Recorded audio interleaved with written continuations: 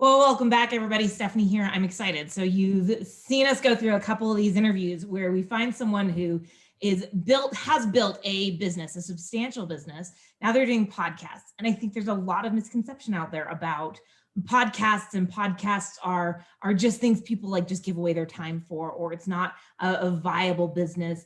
And sometimes it's not, but sometimes it is. And sometimes you find some absolutely brilliant people who have built $1 million businesses by the time they were 19 years old, multi-million dollar businesses.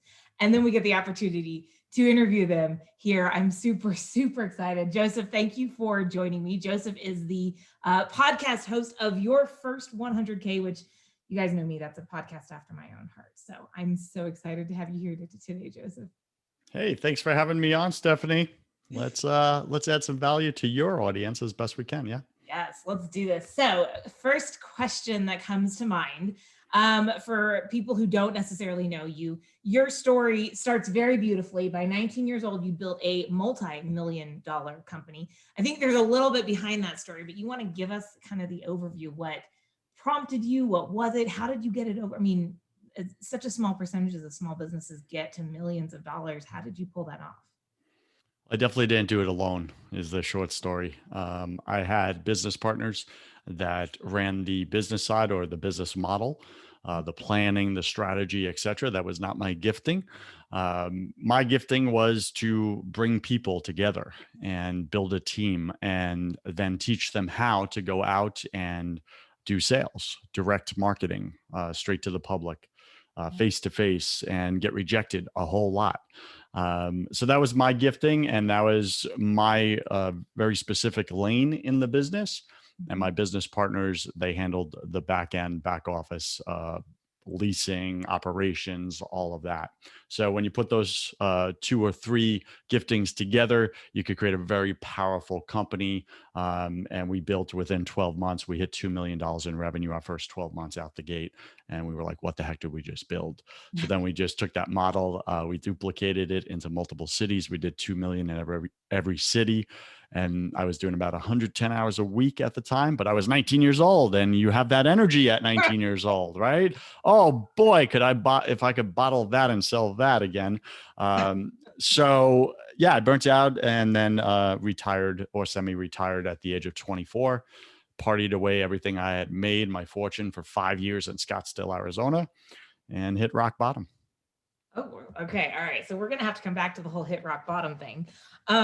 First of all, I love that you own your lane, own your area of expertise. Really love. I mean, I tell people all the time, you can't do it all yourself. And I was the person who sat there for years and was like, watch me. Like, I can do it all myself. And then I was like, oh God, no, there's a reason everyone says you can't do it all yourself. But no, I think that's brilliant. Out of that whole, let's talk about just the first few years, right? As you were building and you were on this meteoric rise, what was probably the most challenging lesson to learn out of before you partied away everything and hit rock bottom as a business owner, right? What was the most challenging thing to learn? And yeah, let's start there and then we'll see where the conversation goes. At 19 years old, no one had ever taught me how to be a leader. Especially not in business. And so the most challenging thing that I had to learn and develop and get good at, but first I had to suck at and practice at and suck less at, was leadership. Was how do I get other people to follow me towards this vision that we're building for our company, that we're creating? And the painful lesson was that, and I now define leadership in 3 words, which is you go first. And that's what I had to learn to live with my team. I had 50 people underneath me that I trained, I developed, I built them into leaders. And the only way that worked was I had to go first. I had to show them what it looked like to take the hits, take the punches, take the arrows, go out on the street and hustle and grind, even though I didn't need to. I was running things.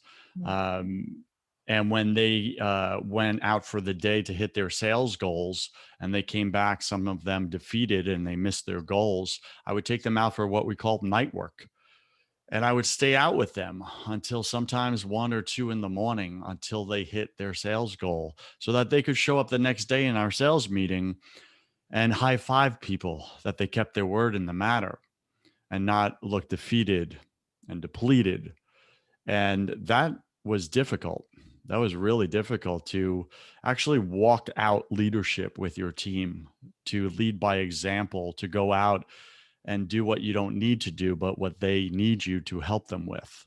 Right. And by doing that, and I don't pat myself on the back, but by doing that, uh, when you do that as a leader, people will follow you to the ends of the earth if they see you come out and sacrifice to help them move forward.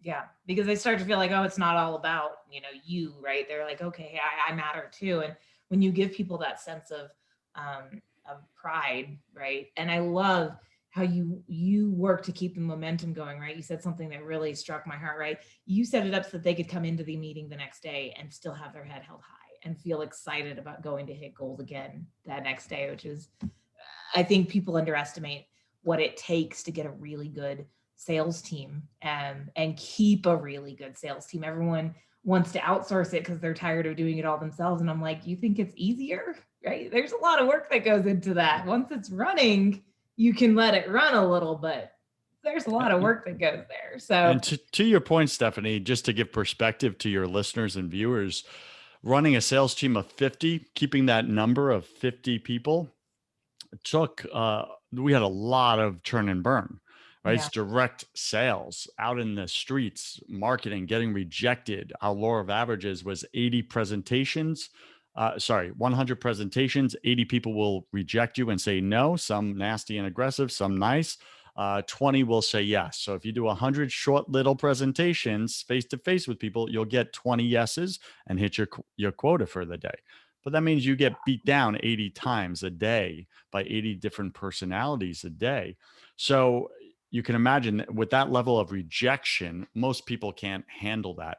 So I had to do 40 interviews per day, new hire interviews per day to maintain my staff of 50 to keep that number so that we always hit our company goals of 2 million, 2 million, 2 million.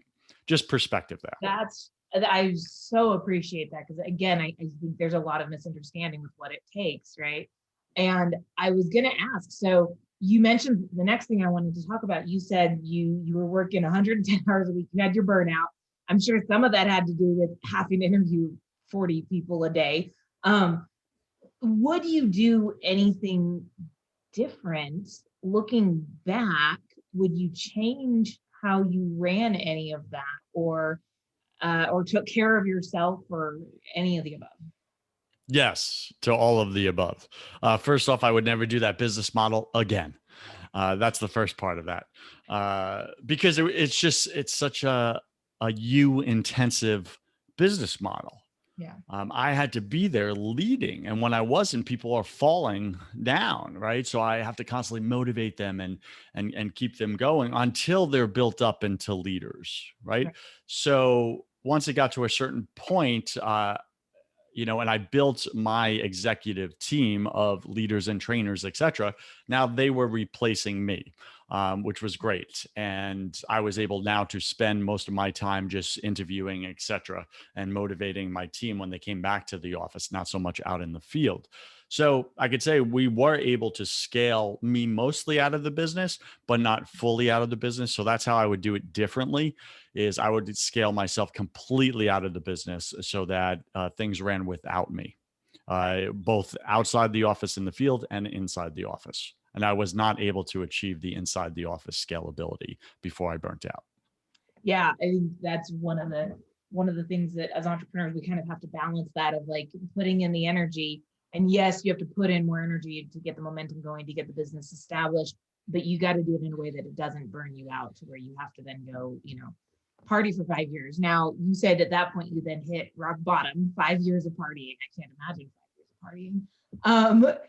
Obviously you pulled out of it and you started another business, and now you're back on track. And I know some of your story. I don't know if you want to share some of what brought you down to the bottom, what lifted you back up, and what motivated you to get back into being a business owner. Got it. I'll give you the short answer. What what led me to the bottom was self-reliance. I Mhm. relied on myself for everything. Yeah. Um, yeah, I relied on my own strength, Yeah. and eventually it runs out. Just does. Yeah. And there I was. I hit a level of success few people get to experience in their life. I did at a very young age. I took all the credit for it. I didn't give much credit to my team. Uh, I also blamed a lot of others rather than blaming myself for some of that, for sure. So I was a very self-centered young man, Mhm. very arrogant, very prideful, very egotistical. Well, all those things are a perfect recipe for disaster. And Especially when you have the success, yeah, right? when you have the success, right? Now I know 40 and 50-year-olds that are living exactly that way when I was 20, and they're showing up prideful, arrogant, etc., and they're burning through all their relationships. Yeah. And that's what I was doing. And fortunately, I did it at a young age before I really had relationships like marriage and kids, etc. So I hit rock bottom just based on self-reliance, and I burned through all the money because I needed to fill that void that nothing would fill, right? And I am a man of faith. So what got me out of that was well, I was in a very dark place. I was very far away from my faith, very far away from God. And again, just totally relying on self. That's how I crashed and burned. I was suicidal. I wanted to end my life. When the money ran out, all my friends deserted because they were that type of friend, right? Girlfriend dumped me on my birthday. All of this, like a whole storm happened within a 2-week period right at the end. And it was just the perfect storm of um, total depression, Yeah. anxiety, everything, right? Wow. And I had to start over. And there was 2 times where I was almost murdered twice. So I have so many stories, it's insane. And What? I now know, looking back, that the first half of my life I lived for self, for me, to glorify Joseph. It didn't work. I got to the top. Everything the world promised that would make me happy didn't. Yeah. And that's what's so. And it left me broken. And so now I spend the rest of my life is for God. Yeah. And I put him first in my business as best I can. I put him first in my relationships. He goes ahead of my wife, and by doing so, he has blessed me with a life that works and a life filled with joy. I'm a very happy individual for the most part. A lot of my friends are blown away at how much peace I have Mhm. and how much time, freedom I enjoy, Yeah. where I don't work very hard, even running 2 top 100 podcasts, running a full-time coaching practice, Yeah. being involved in my church, starting new ministries, etc. Yet being a very present husband and father. Hmm. And I still have all this time on my hands because this is the secret. And a lot of us don't want to hear it in business, is that when you put God first in your business and in your life, he will multiply your time and multiply your resources and multiply your returns. Hmm. I did it the other way. I did it the way many of your audience is in right now, trying to do it. I did it, no offense to Grant Cardone, Gary Vee, like hustle, grind, greed, Oh, got it. greed is good. Work 18 hours, man. My wife totally understands. She knows who she married, yo. Right. Okay. Yeah. That's not sustainable. You're going to It's end up divorced, lonely, and miserable. yeah. There is That's what that looks like. Please go ahead. the business has to be about more than just and then this is, I laugh. Sometimes I say stuff that I'm like, oh my God, 3 year ago, Stephanie, 5 year ago, Stephanie would be like freaking out. But like business is way more than just making money. And you can have a successful business at whatever size you want. I do think most businesses need to make it past that first 100K because I think you start getting some financial freedom there that you really need to create that time space. But it's I got to 2.5 years in business and I had nothing. I mean, I had my, at the time, we just got married husband, and we were getting like, there was a personal life, but everything, weekends, everything was business. So I Hmm. started scaling back. And then I started to realize that it had crept about 2 years later, it had crept back up and everything was business again. And I Yeah. started realizing I have to put myself in a position where I find other things that I want to do, because life is more than just business. That it Yeah, has. for sure. And to speak to that, like now my full-time coaching practice that God brought me into, I've had, well, my first business we spoke of, but then I had 10 failures after that. Oh, 10 failures. Okay. wow. And God humbled me. Yeah. He allowed me to really see what self-reliance actually looks like. And it wasn't until I finally started to rely on him that I did get a success. And our, I had a business in 2019 that got acquired, a co-working business. I had two locations here in Tampa. We brought it to Tampa. And Mhm. even that was a mild success, even though it was acquired successfully and we hit profit margins that were fantastic. Mhm. It was a mild success because I didn't fully surrender that business to God and let him run it. I still had a little control freak going on there. Um, and what he did is he forcefully removed that business from my grip because it was blocking the Mm. bigger plan he has for my life. And once he took that business forcefully, I add, because I got that business automated, the co-working business, down to I was only working 2 hours a week and collecting a very nice check. Nice. Okay. And I was comfortable. Comfortable. Well, comfortable is the enemy of greatness. And God had a great plan for my life. So he needed to remove the comfort, and he did aggressively. It was a very painful process. I wept literally as a grown man. I wept as he took that business from me because it was my last stronghold of control, something I still controlled. Like, God, I love you, but I do not trust you. Yeah. I had to get real about that. Like, I don't trust you with my money. I don't trust you with my business. I'll trust you with all these other areas of my life, but Everything not else, but these those. areas, But I got. not these. And listen, everyone listening right now, you have one area of your life that you will not give over control to your creator. You just won't. Yeah. Okay. And that's what's holding you back from really doing something great and impactful in the world and money coming in almost effortlessly. This Okay. is the So area. It's your little control freak. I gotta ask. I know we are way over our normal time range here, so this is gonna be the last Well, question. you brought me on, so this is on you I because know. I can go real deep real quick. So Well, 0 to 60 in 3 seconds, enjoying girl. this, right? So here's my last question, and we'll wrap up. And I'm Sure. gonna I want to know. A lot of entrepreneurs. I have struggled with control, and I call myself a recovering control freak. And I think most of us, even once you get past being in the throes of being a control, you're still it's like becoming a recovering alcoholic, right? Like you could always find yourself pulled back into the control freak tendencies. So I'm a recovering control freak. How do people get past that? Because I think it's something a lot of entrepreneurs struggle with. What would be your one best piece of advice for someone who's struggling with this? Sure. So in my coaching practice, I get to work with 7 to 8 figure successful Christian men running very awesome businesses, yet they're little control freaks, especially in their personal life. Mm. So they're winning in business and they're losing at home. Yeah. Their kids are no longer connected with them, teenage kids, because dad's been working so much. Like you said, it became all consuming. They're disconnected with their spouse. They have intimacy issues and those types of problems. I call it rocks, right? They got rocks of addiction, anger, that are just wedged between them and the people they love most. The reason why they're doing what they're doing and trying to provide and make the money. So they got rocks all over their relationships, including their relationship with their creator as well. They got rocks in their head from trauma from childhood, Yeah. right?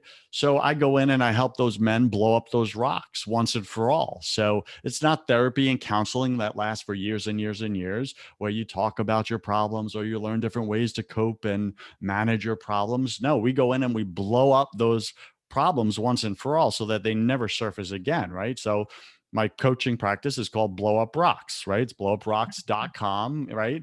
And Okay. men resonate with that because it's like, there's nothing wrong with you, dude. You just got some rocks in your life. You want to go blow them up? That's what we do as guys. We like to blow up things, shoot things, it brings out our inner boy. So I get to experience that on a daily basis, helping these men blow up control, blow up, anger, etc.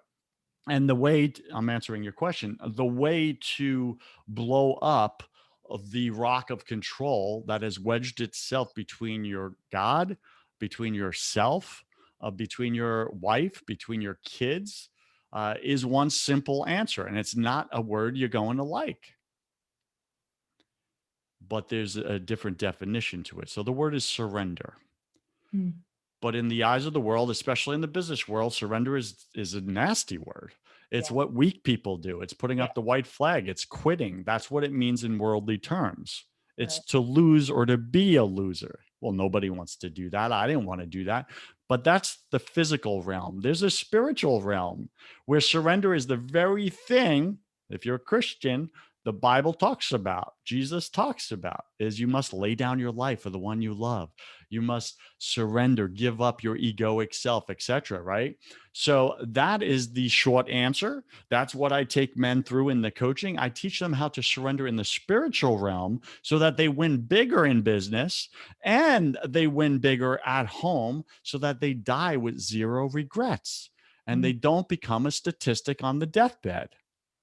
Like that's what we get to do. And it's absolutely phenomenal what I get to see, the miracles in all these men's lives. So they make more money, they get the relationships they've always wanted, and they don't have to like constantly run this little control freak because let's be real, Stephanie, it's exhausting carrying the weight of the world on your own shoulders, isn't it? It is. Carrying And the weight of your own destiny. yep. When I learned to start letting things go, like you said, the business grew faster. We were Mhm. more profitable. Mhm. I was working fewer and fewer hours. I told you before we started recording, I just went in for surgery. The Yep. business hit sales goals, even though I basically didn't run Yes. sales. And I worked fewer hours. I took like an entire week off. And I'm like, that is the power of surrender. And it's tough to get to. And I think people do have to work with someone to get there. There's got to be some force outside of yourself to really grasp this one. You're right, because we don't see our own label. We're in it. Right. So you need someone on the outside looking in and saying, dude, there's your rock. You want to blow it up? Let's go. You don't even know that you have rocks, most of you. And most of you won't admit that you have rocks. No, we don't. We Like, got this. that's your little control freak saying, I got be- this, yo. I That's got exactly this, what I was man. thinking. The control freak is saying, we don't have problems. I got it under control. So listen, right now, if you're listening or watching to this, you know, if your brain just went there and said, nah, I don't got any rocks in my life, that is your evidence that you have massive boulders that are holding you back in your life right now. Yep. That's the evidence. So how do they get a hold of you if they want to talk about that, by the way? blowuprocks.com. If you're interested in my shows, your first 100K is a top 100 podcast in entrepreneurship. Stephanie, you'll be appearing on that tomorrow as one of my guests. Woo-woo. And then if you're faith-based, number one podcast on iTunes for Protestants and Catholics I run is called Broken Catholic. And I interview people about what's God been up to in your life. Where are you resisting? Where are you cooperating? What does he have next for you? It's really cool witness talks. So that's awesome. That is fantastic. Well, Joseph, this was amazing. We ran way longer than I normally do. You're the host. It's So on you. much Sorry. fun. What can I say? Thank you for joining us. I'm looking forward to chatting with you again tomorrow. In the meantime, for those of you guys out there, here's what I want you to do. As always, what's your number one takeaway? Write it down. How are you going to implement it? How are you going to use it? Knowledge is no longer power. Applied knowledge is power. You got to do something with this. Check out Joseph's podcast. Check out his website. We'll drop all those links below. Love you guys. Keep making it fantastically.